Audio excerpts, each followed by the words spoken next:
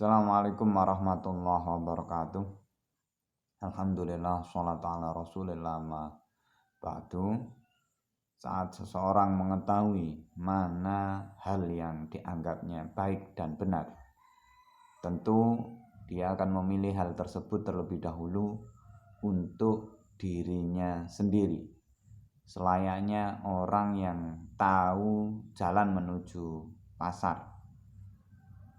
Bila ia tahu bahwa jalan A itu jalan yang bisa menghantarkannya ke pasar dan jalannya baik, tidak berlubang, tidak macet, maka ketika ia hendak pergi ke pasar, ia akan lewat jalan tersebut.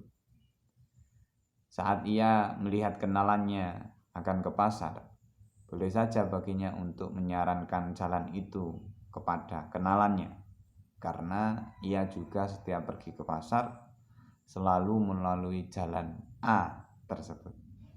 Sebaliknya, saat ia tahu mana jalan yang benar dan baik, lalu ia tidak pernah memilih jalan itu dan lebih memilih jalan yang salah, maka ia perlu dipertanyakan kewarasannya.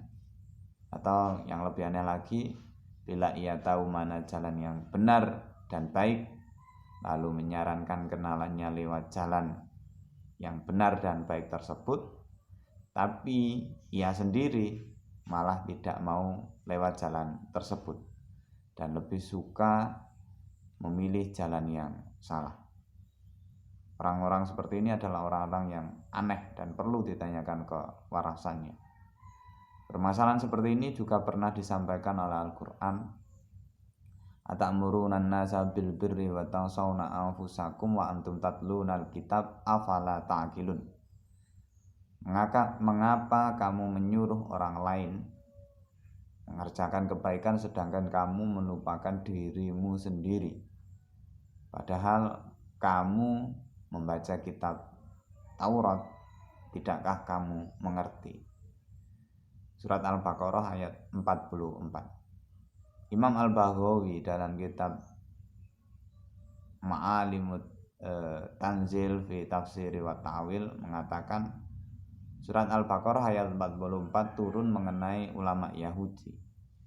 Ceritanya ketika ditanya perihal Nabi Muhammad SAW, salah seorang pemuka Yahudi berkata kepada kerabatnya dan sahabatnya yang muslim, ia berkata seperti ini, teguhlah memegang agamanya, yakni agama Islam, karena urusannya itu kebenaran dan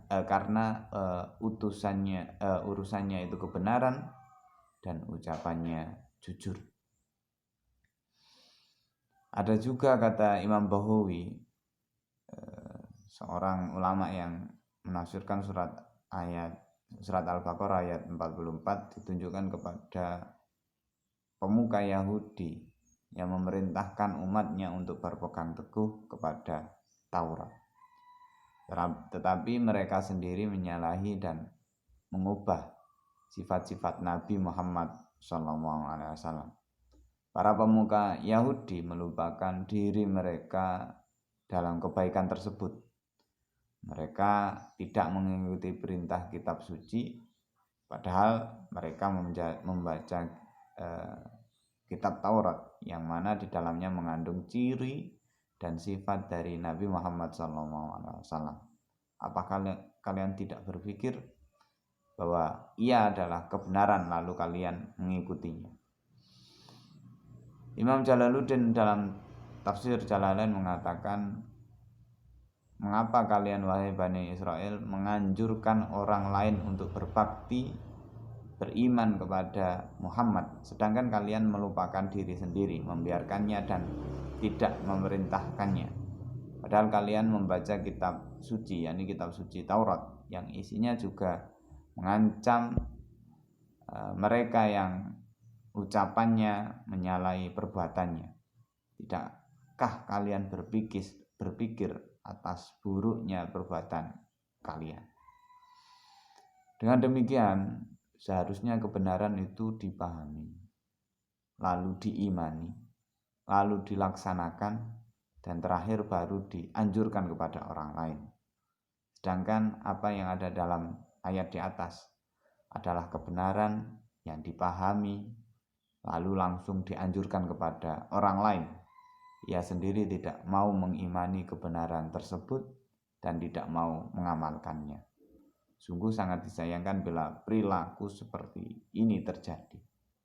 Alangkah baiknya bila suatu kebenaran ketika sudah benar-benar dipahami, maka patut untuk diimani dan diamalkan. Baru setelah itu silahkan dianjurkan kepada orang lain. Khairul kalam, assalamualaikum warahmatullahi wabarakatuh.